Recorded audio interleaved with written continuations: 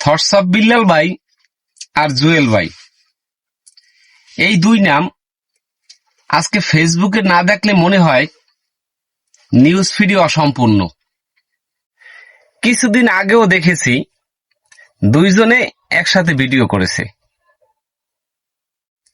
একজন অন্যজনের প্রশংসা করছে। মানুষ ভাবলো, দেখো চিন্তাবিদদের মধ্যে এমন বন্ধুত্ব, এমন শ্রদ্ধা, কিন্তু আজ একজনে বলছে একটা বইয়ের দাম 1000 কেন, আর একজনে বলছে এটা আমার পরিশ্রমের মূল্য। একটা কথার পরে আর একটা কথা, স্ট্যাটাস, কমেন্টস, লাইভ, বিতর্ক সব একসাথে চলছে। কিন্তু চিন্তার জায়গা দর্শককে ভাবতে হবে। কিন্তু আমি ভাবি যে দুইজন কিছুদিন আগেও একসাথে সময় কাটালো, একসাথে হাসলো, একে অপরের প্রশংসা করলো, তারা হঠাৎ করে কেন বদলে গেল? সত্যি কি তারা একে অপরের বিপক্ষে, নাকি এসব একটা প্ল্যান তাদের? দর্শক টানার, ফলোয়ার বাড়ানোর, নাকি ইনকাম বাড়ানোর?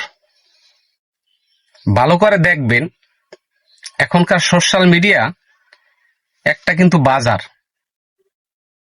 এখানে হাসিও বিক্রি হয়, আবার কষ্টও বিক্রি হয়। এমনকি বন্ধুত্ব আর তর্ক, সেগুলো এখন কন্টেন্ট হয়ে যায়। আর আমরা হইলাম সেই বাজারের ক্রেতা। যত বিতর্ক, যত নাটক, সব আমাদের মনোযোগের দামে বিক্রি হচ্ছে। তাই আমি বলি, সবকিছু দেখা দরকার, কিন্তু বোঝা আরো জরুরি।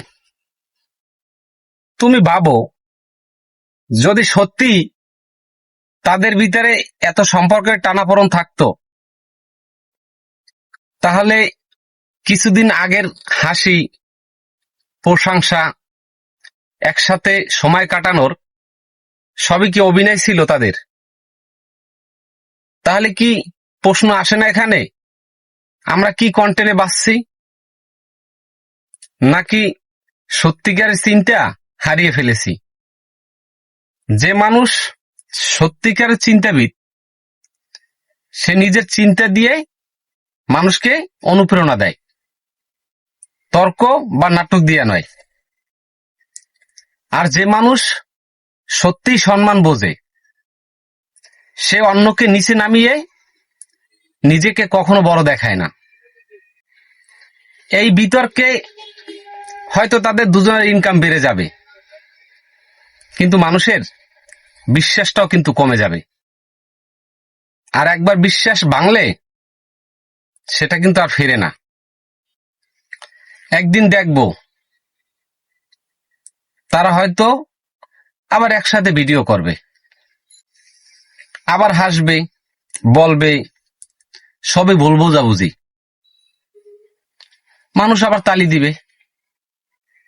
কিন্তু প্রশ্নটা থেকে যাবে, এই পুরা খেলায় কে আসলে বোকা হলো? তাদের পেজে হয়তো ভিউ বাড়লো, আর আমরা হারালাম সময়, মনোযোগ আর সরলতা।